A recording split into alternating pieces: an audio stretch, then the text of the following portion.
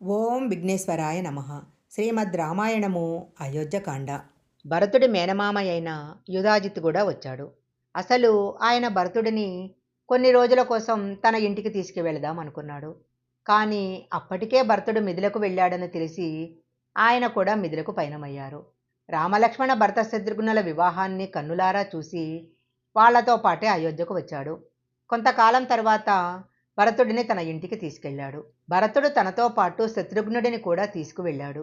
అక్కడ వాళ్ళు ఎన్ని భోగాలు అనుభవించినా ఎప్పుడూ తమ తండ్రి అయిన దశరథ మహారాజుని తలుచుకునేవారు. దశరథ మహారాజుకి తన నలుగురి కుమారులు 4 చేతుల వంటివారు. ఆయనకు ఒక కొడుకు మీద ప్రేమ ఎక్కువ, మరొక కొడుకు మీద ప్రేమ తక్కువ అనేది లేదు. నలుగురిని సమానమైన దృష్టితో చూసేవారు. కానీ ఆయనకు రాముడంటే చాలా ఎక్కువ ఇష్టము. రాముడికి ఉన్న గుణాల చేత దశరథుడికి రాముడంటే కొంచెం ప్రేమ ఎక్కువ. రాముడెప్పుడూ నిర్మలంగా ప్రశాంతంగా ఉంటాడు. ఎప్పుడూ మృదువుగా మధురంగా మాట్లాడతాడు. అవతలివాడు వెర్రికేకలు వేస్తే ఉద్రేకంగా మాట్లాడితే రాముడు మాత్రం మౌనంగా ఉండేవాడు. వాదనలు చేసేవాడు కాదు.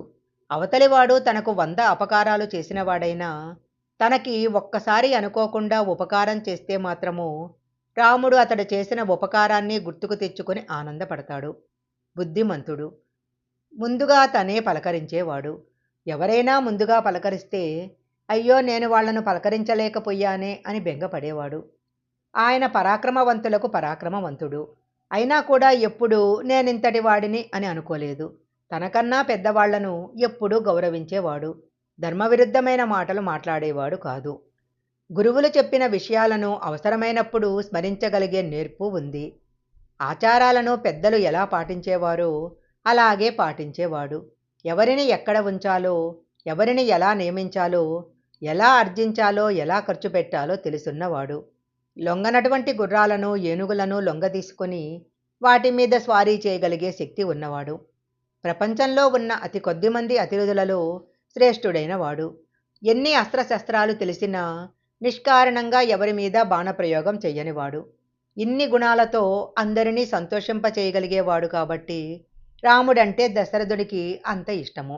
ఒకనాడు దశరథుడు, నాకు అంతరిక్షంలో భూమి మీద ఉత్పాతాలు కనపడుతున్నాయి, వృద్ధాప్యం వస్తుంది, ఇక ఎంతో కాలం బ్రతకను, ప్రియాతి ప్రియమైన సకల గుణాభిరాముడికి తొందరగా యువరాజ్య పట్టాభిషేకం చేస్తే ప్రజలందరూ సంతోషంగా ఉంటారు అని ఆలోచించి తన మంత్రులను, ఇతర రాజులను, జానపదులను అందరినీ పిలిచి పెద్ద సమావేశం ఏర్పాటు చేశారు.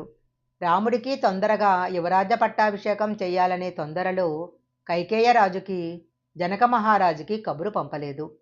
అందరూ కూర్చున్న తర్వాత అప్పుడు దశరథుడు ఇలా అన్నాడు. తెల్లటి గొడుగు కింద కొన్ని వేల సంవత్సరాల నుంచి కూర్చుని ఉన్నాను. ఈ గొడుగు కింద కూర్చొని ఉండగానే నా శరీరానికి వృద్ధాప్యం వచ్చేసింది. ఇప్పుడు నా శరీరం విశ్రాంతి కోరుకుంటుంది. అందుకని 3 లోకాలను శాసించగలిగే శక్తివంతుడైన నా పెద్ద కుమారుడు రాముడికి యువరాజ్య పట్టాభిషేకం చేద్దాం అనుకుంటున్నాను. నా అంతట నేను తీసుకున్న ఈ నిర్ణయము ఖచ్చితంగా ఉండొచ్చు, ఉండకపోవచ్చు. రాముడు నా పెద్ద కుమారుడన్న పక్షపాత బుద్ధితో ఈ నిర్ణయం తీసుకుని ఉండవచ్చు. ఈ సింహాసనం మీద కూర్చునేవాడు రాజ్యాన్ని ధర్మబద్ధంగా పాలించాలి. ప్రజలను తన బిడ్డలుగా చూసుకోవాలి. రాముడు పట్టాభిషేకానికి అర్హుడు అని అనుకుంటున్నాను. కానీ రాముడు అర్హుడో కాదో మీరే విచారించాలి. మీరందరూ కూడా రాముడికి పట్టాభిషేకానికి అర్హుడు అనుకుంటే రాముడికి పట్టాభిషేకం చేస్తాను. అందరూ బాగా ఆలోచించి మీ నిర్ణయం చెప్పండి అన్నాడు.